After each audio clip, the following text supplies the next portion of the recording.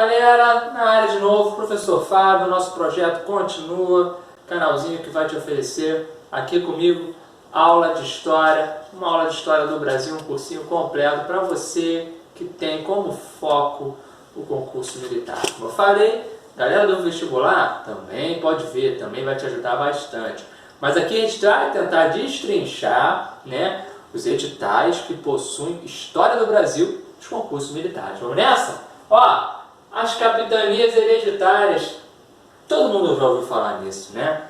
A nossa estrutura básica de formação territorial se baseia nas capitanias hereditárias, né? É o primeiro grande movimento português que de fato vai tentar colonizar o Brasil a partir de de uma perspectiva territorial agora, dividir o nosso território. Na última aula no último vídeo eu deixei uma perguntinha, né? Como Portugal, com pouco dinheiro e com pouca gente, vai fazer para colonizar o Brasil?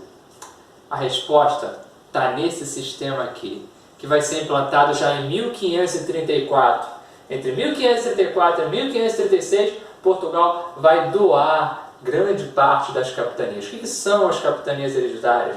São faixas de terra, lotes de terra, tá bom? Divididas do norte ao sul. O território brasileiro é dividido em faixas, tá? Gerando assim 15 lotes de terra que são dados, oferecidos a nobres próximos à coroa portuguesa. Mas não era aquele nobre, aí está uma sacada fundamental que eu gosto de falar para os meus alunos. Vou falar baixinho, tá? Que é para ninguém saber. Só você que está vendo meu vídeo. Esse nobre que recebia essa capitania hereditária, ele era um alto nobre? Ele era um nobre bem próximo ao rei? Era um nobre com grande influência? Não. Não era um cara com grande influência em Portugal. Tá bom? Se o cara tivesse grande influência em Portugal, ele ficava por lá mesmo. Ele não vinha para cá desbravar um desconhecido. Era assim, o cara que recebe essa capitania, um nobre, mas era o quê? Um nobre, se a gente pudesse dizer assim, de baixa patente, né? Um nobre, ou seja, de menor poder econômico, tá bom? Ele vem para cá, vem com toda a sua família, muitas vezes ele nunca tinha saído de Portugal, muitas vezes ele nem conhecia técnica alguma de administração, e ele vem para cá, ele encara o desconhecido. O Brasil causava medo em algumas pessoas na Europa, né? A terra das florestas, indecifráveis, pode sair de lá um bicho a qualquer momento, canibal, olha só que loucura, né? Se imaginava muita coisa sobre o Brasil. É interessante ler alguns textos que retratam o Brasil nesse período, textos europeus. Então, voltando ao tema das capitanias, né? Em 1534, o território do Brasil é dividido já a partir de 32, e em 34 começa essa doação dessas capitanias, tá bom? São lotes de terra doados a os chamados capitães donatários, ou seja, os donatários, está aqui, ó. Os donatários. Esse donatário, meu amigo, ele é o cara que recebe a capitania. Como eu falei para você, era um nobre próximo ao rei, mas não era um alto nobre, né? O alto nobre estava na Europa. Carta de doação e foral são os dois grandes documentos que vão falar dessa doação. A carta de doação é uma espécie de escritura da concessão da terra que o donatário recebe. E o foral é um documento com direitos e deveres que esse camarada vai ter. A gente já vai ver aqui, daqui a pouco, no nosso quadrinho, quais são os principais direitos, os principais deveres dos capitães donatários aqui no Brasil, a partir desse sistema das capitanias. Vamos nessa? Ó, Dom João III, eu falei no vídeo passado, era o colonizador, né? E essa perspectiva, a gente tem que lembrar, é uma perspectiva descentralizada. Cara, Portugal, muito esperto, passa o ônus da colonização, ou seja, o gasto da colonização, para o quê? Para a iniciativa de terceiros, para a iniciativa privada. Ele chama você, quer participar comigo? Quer ir lá para o Brasil? Eu te dou uma faixa gigantesca de terra. Tu sai daqui já na mão com foral, Tu sai daqui já com a carta de doação, a terra é sua, valeu? A terra é sua, você vai para lá, você tem direitos e deveres, tá bom? Mas vai ser muito bom para você, cara. Vai lá, leva a tua família, é a chance de ganhar um dinheiro. Mas aí, entre os deveres, tem o dever de colonizar com recursos próprios, tá bom? Show? E entre os deveres também tem o dever de proteger aquele território para mim.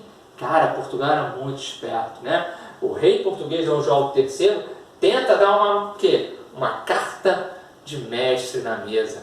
Mas a gente vai ver que esse sistema de capitanias hereditárias, ele fracassa, né? Ele, ao mesmo tempo em que ele consegue atrair muita gente por ceder vantagem de ganho de terra em outro local, ele também acaba doando essa terra para pessoas que sequer tinham tanto interesse assim. As pessoas vinham aqui para o Brasil, quando elas olhavam tudo aquilo, elas olhavam e falavam: poxa, será que era isso mesmo que eu queria? Será que é isso mesmo que eu pensei? Ataque de indígena, a relação com os indígenas no Brasil nesse momento já começa a mudar. Ela não é mais o quê? Não é mais amistosa, porque o europeu agora quer de fato pegar o índio pelo pescoço e botar ele para trabalhar. E ninguém, meu amigo, ninguém quer ser escravizado. Claro que não. Então, o sistema de capitanias hereditárias, ele tem muitos problemas. O Portugal só começa a notar que ele está com graves problemas já depois de mais de 10 anos. Aí vem o famoso governo geral em 1548, que não exclui as capitanias hereditárias. As capitanias hereditárias só vão ser excluídas lá na frente com o Marquês de Pombal, numa grande reestruturação que esse primeiro-ministro do rei Dom José, lá de Portugal, faz. Isso é aula para século XVIII, valeu? Voltando aqui, são 14 capitanias, mas professor, são 15 lotes, porque São Vicente estava dividido em dois, lotes, né? São Vicente era uma capitania só que dividido em 2 lotes. São Vicente, que foi a nossa primeira vila, né? A nossa primeira cidade, e 12 donatários. Alguns donatários receberam mais de uma capitania.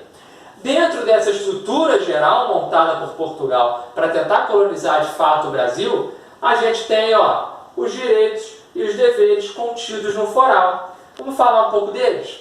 Entre os direitos, fundar vilas, que também pode ser confundido com um dever, né? Ou o cara funda a vila, ou ele não consegue se estabelecer de fato aqui, tem que fundar a vila, né? Doar Sesmarias, aqui está um grande pulo do gato, né?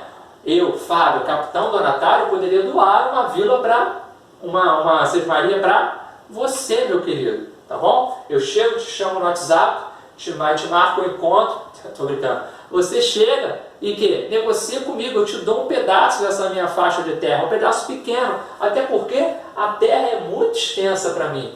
É uma forma que Portugal encontrou de tentar dividir o território ainda mais, colonizar o nosso território ainda mais, trazer mais e mais gente para cá, sem precisar gastar tanta grana, até porque não estava se metendo muito. O que Portugal queria de fato era o quê?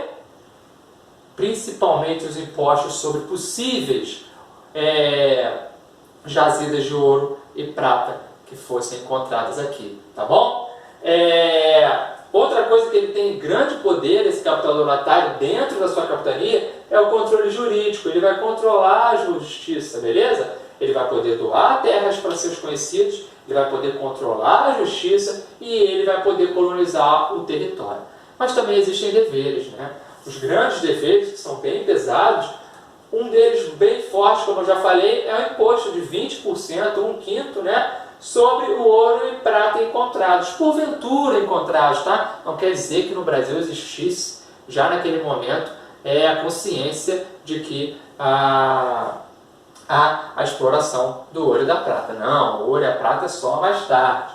Mas a gente também tem como um dos deveres fundamentais a garantia sobre o monopólio, chamado estanco do pau-brasil, tá bom? O capital donatário também tinha que garantir, tá, que Portugal teria o controle, o estanco, ou seja, o controle total, o monopólio, grande monopólio sobre esse pau-brasil que ainda estava sendo retirado daqui, nesse início da colonização. E por último, ele teria que desenvolver a capitania com recursos próprios. Olha que maldade! Como é que o cara, né, vai conseguir desenvolver a capitania com recursos próprios, sem ajuda ou com pouca ajuda da coroa? Muito complicado. E esse é um dos motivos, o quê? Para esse sistema não dar certo. Esse sistema é um fracasso na nossa história. Tinha tudo para dar certo no início. Portugal acreditava muito nele, até porque ele tinha dado certo em outras possessões portuguesas nas ilhas do Atlântico.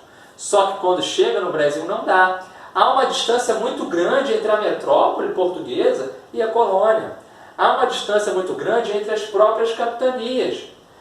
Há dificuldade no contato com os índios. Muitos índios vão entrar em atrito com os portugueses. Tá bom? Há também uma dificuldade com as invasões estrangeiras. Um dos deveres, está aqui, um dos deveres que esse donatário tinha era justamente o de proteger a terra. Proteger a terra contra invasões estrangeiras. E ele não consegue. Outra coisa que vai ser determinante para essa crise do sistema das capitanias é justamente o fato do cara, eu falei lá no início, não saber administrar bem a terra, ter dificuldade na administração da terra. O exemplo máximo de sucesso dessas capitanias ficou com Pernambuco e São Vicente, tá bom? Em geral, as outras o quê? Falharam. A Bahia até conseguiu um pouco de sucesso posterior, tá? Se a gente pudesse criar uma grande lista, seria Pernambuco, São Vicente e, por fim, a Bahia, que depois é adquirida e vira ali a nossa capital, em Salvador, tá bom?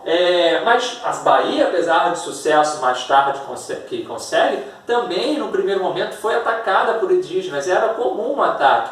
O Duarte Coelho, em Pernambuco, foi o quê? Foi o cara perfeito. O capitão donatário Duarte Coelho conseguiu fazer amizade com os índios, encontrou terra boa e um clima ótimo para a plantação da cana-de-açúcar. E aí, meu amigo, mel na chupeta, ou melhor, açúcar na chupeta. Show de bola! Pernambuco se tornou em pouco tempo a maior capitania em termos de produção de cana-de-açúcar do Brasil. E tudo isso vai influenciar muito a nossa história. Porque o açúcar, meu irmão, é o açúcar. O Brasil viciou o mundo no açúcar, né? Não tem... alguns historiadores em estudos recentes já estabeleceram esse paralelo, né? O brasileiro, o açúcar que sai aqui do Brasil, o açúcar brasileiro, ele acaba levando para as mais distantes regiões do mundo, né, esse amor, essa paixão pelo açúcar, porque até então o açúcar era mais difícil de ser encontrado, né? A grande produção de açúcar no Brasil, a partir já de final desse século XVI, vai fazer com que exploda no mundo o quê? O querer por esse açúcar, o vício no açúcar. E o açúcar vicia mesmo, hein? Cuidado, não dá mole não. Ó, se liga aqui, para a gente fechar, além de Pernambuco e São Vicente, que eu falei que deram certo, a Bahia ficou um pouco atrás, mas depois conseguiu se recuperar e também ser um exemplo danado. O que a gente tem que pensar para uma prova de concurso militar é que quando você fala em sucesso das capitanias, você lembra de Pernambuco e São Vicente, tá bom? Não perca isso. Agora voltando para o início, para a questão das divisões entre capitanias, lotes e donatários, tem um estudo recente que ainda não foi totalmente referendado, né?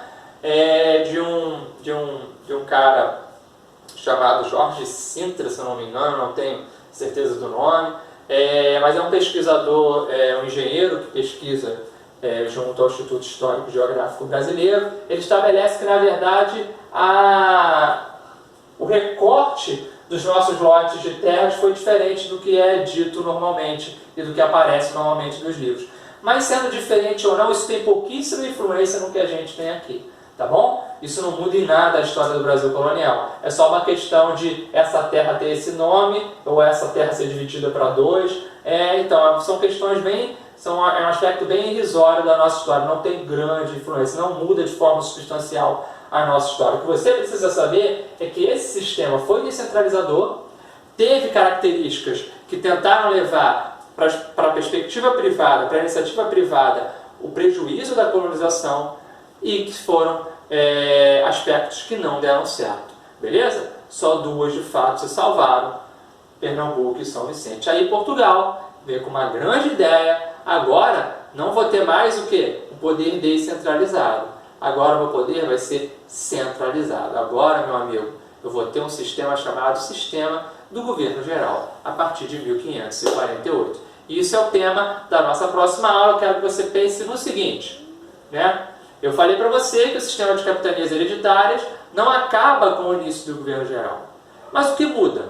O que o governo geral tem de principal diferença em relação às capitanias hereditárias? Tamo junto na próxima aula. Curte, compartilha, comenta, debate aí embaixo nos comentários, se inscreve no nosso canal. Estamos aí para isso. Bons estudos, até o próximo vídeo.